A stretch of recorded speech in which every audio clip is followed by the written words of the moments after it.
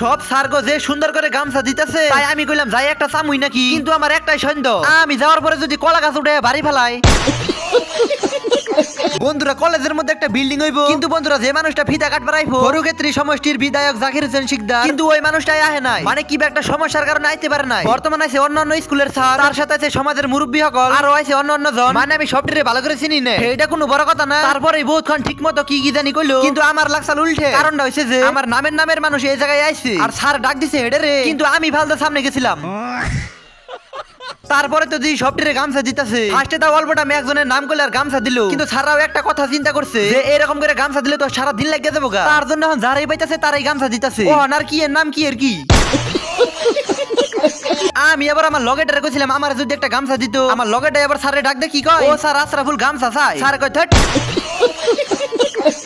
তারপরে বন্ধুরা গামছা দিয়ার ভেজাল শেষ, আর এখন বিল্ডিং এর খুঁটার মধ্যে মশলা ডালবো। রোদের মধ্যে আমি বহুতক্ষণ খারিয়াছিলাম, তাই আমি বর্তমান শেয়ার মধ্যে পড়ছি। আর আমি আজকে ভাবছিলাম কলেজে মিষ্টি দিব, কিন্তু দুঃখের ব্যাপার এটাই নাস্তা আনছে। নাস্তা না তো আসলে পায়, কিন্তু আমি ছোট্ট কালে থেকে এনারে নাস্তাই কই, নাস্তা মানে নাস্তাই কথা একটা। কিন্তু বন্ধুরা বর্তমানে আমার খাবার মন ধরতাছে, বর্তমানে আমি এই কারণে খাইলাম না, খালি যদি ওখানে আমার খাইতে কেউ দেখে তাহলে কিন্তু সবটি আইয়া যার যার মতো নিয়ে ধরবো, কিন্তু স্যাররা তো ওখানে না দিবই না, তাহলে বিষয়টা কি মনে হবো। আর আমি হেডাই ভাই ভাই নিলাম না, আসলে তো আমি ভালো পোলা আনতাই।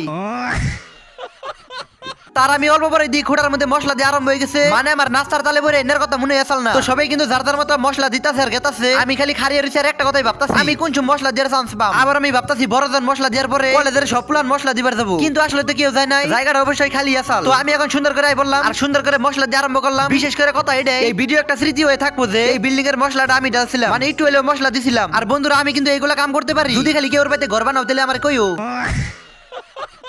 তারপরে আমি দিই সবাই দুমালে নাস্তা আনতাছে খাইতেছে, পরে আমি আর বেশি দেরি করি নাই, মাল হাতে নিয়ার পরে ওখানে শান্তি পাইলাম। হারাবেলা আমি ঘরের ভিতরে থেকে মালটারে পোহারা দিছি, আমার রাই খাই মানুষ আগে খাওয়া আরম্ভ করছি। আর বন্ধুরা তোমাদেরকে সত্যি করে একটা কথা বলবো, এই যে আমরা এই নাস্তাটা নিয়ে এলাম না, এই মালটা খাইতে কিন্তু সেই হয়েছে। আমার মনে হয় 10 কেজি কাকির মধ্যে 1 পোয়া চাল দিছাল, নাকি 1 পোয়া কাকির মধ্যে 10 কেজি চাল দিছাল, যাই ওই আমি এত চালের মাপ বুঝি না, কথা একটাই ভাই খাইতে মজা। আমরা কলেজের সবাই কিন্তু খুব ফুর্তি করে খাইছি, আর সবের লোক একটা বস্তু খাইলে এমনি ভালো লাগে। আর এই মালটা কেউ খাই আর কয় নাই যে খাইতে খারাপ, খাইতে একদম খুবই ভালো হয়েছে, খালি সবের মুখে একটা কথা মালটা খাইতে ডেঞ্জার। বন্ধুরা আমার ব্লগ আজকের জন্য এই পর্যন্ত, যদি এই মিনি ব্লগ দেখে ভালো লাগে ভিডিওতে একটা লাইক করবা, তার সাথে একটা সুন্দর করে ফলো করবা।